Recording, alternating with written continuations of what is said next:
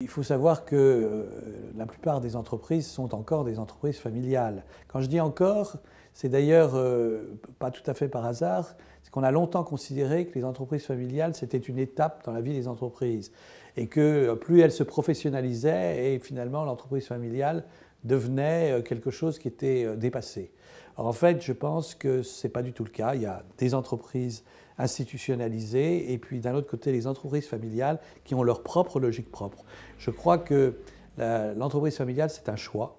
C'est un choix d'une famille de se perdurer. La transmission, c'est un choix. Et que si on veut effectivement que l'entreprise reste familiale, il ne faut pas croire que ça se fait naturellement.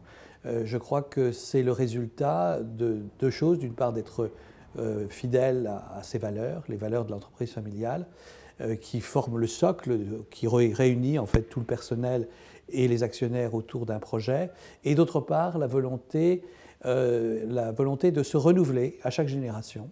Il faut à chaque génération des entrepreneurs, ces traditions et en même temps entrepreneurs, ce sont les deux mots-clés, je pense, qui font le secret de la pérennité des entreprises familiales. La transmission, je dirais qu'on pourrait dire que ça vient à chaque génération, à chaque transmission de génération. C'est un peu plus compliqué parce qu'il y a des demi-générations, je veux dire les classes d'âge sont souvent un peu complexes. Mais disons que tous les 30 ans ou tous les 20 ans, l'entreprise va passer d'une équipe dirigeante à celle des successeurs, qui sont souvent les enfants, les neveux. C'est aussi un moment où le capital est en train d'être recomposé. Donc c'est un moment de fragilité parce qu'il faut souvent racheter les actions de ceux qui veulent sortir. Il y a une partie de la famille qui n'a pas forcément vocation à rester. Il faut recomposer une majorité stable pour la génération suivante. Et très souvent, c'est aussi un moment de fragilité parce que le chef d'entreprise a un peu vieilli, son projet d'entreprise s'est aussi un peu émoussé, le marché a changé et donc il faut recomposer, je dirais, un projet et il faut le refinancer. Et c'est souvent au moment où effectivement les banques ont perdu un peu confiance, le chef d'entreprise a du mal à décrocher. Enfin, il y a tout un tas de facteurs internes, mais aussi externes, qui font que, comme vous le dites, c'est un moment extrêmement crucial, un moment de fragilité intrinsèque très fort pour l'entreprise. Il y a deux natures de freins ou d'obstacles, si vous voulez, à la transmission. Il y a, je dirais, ce que j'appelle les freins techniques, c'est-à-dire les problèmes juridiques, les problèmes fiscaux, les problèmes financiers. La fiscalité, elle est au cœur du problème de la transmission, on le sait bien. Heureusement que les différents gouvernements précédents ont mis au point le système des pactes Dutreil, mais il a besoin d'être amélioré. Au niveau juridique, c'est le problème de l'égalité entre les différents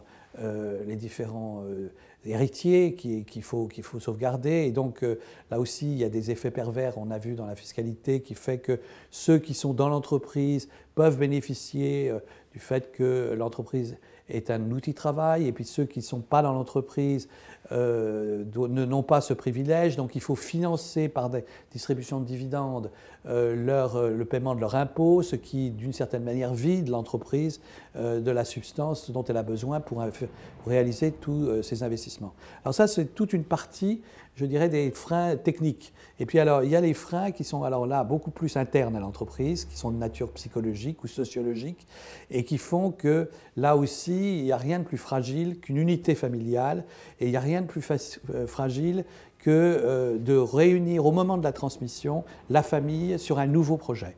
C'est le moment où finalement toute une série de forces psychologiques surgissent ou reviennent, et on a quelquefois, c'est là où on s'aperçoit que faute d'arriver à trouver un terrain d'entente sur une nouvelle majorité stable, les entreprises se vendent. Et elles se vendent souvent à l'étranger parce que souvent quand elles ont atteint une certaine taille, c'est le fameux mur de verre que je décris dans mon rapport, qui est lorsqu'une entreprise atteint entre 30 et 50 millions d'euros et qu'elle va devenir une ETI, c'est le moment où elle est une cible extrêmement, je dirais, attractive pour les groupes, en particulier étrangers, parce qu'elle est déjà institutionnalisée, elle a quand même déjà une structure, donc elle peut s'intégrer dans un groupe et en même temps, elle a des capacités de développement et donc c'est intéressant pour les acquéreurs de l'acheter. Dans mon rapport, j'ai montré que en fait, tout se conjugue en France pour que les entreprises soient vendues, soient monnayées. C'est donc la transmission rupture par rapport à la transmission continuité dont on aurait bien besoin pour faire un peu comme les Allemands avec leur Mittelstand ou les Italiens ou tous nos voisins en fait.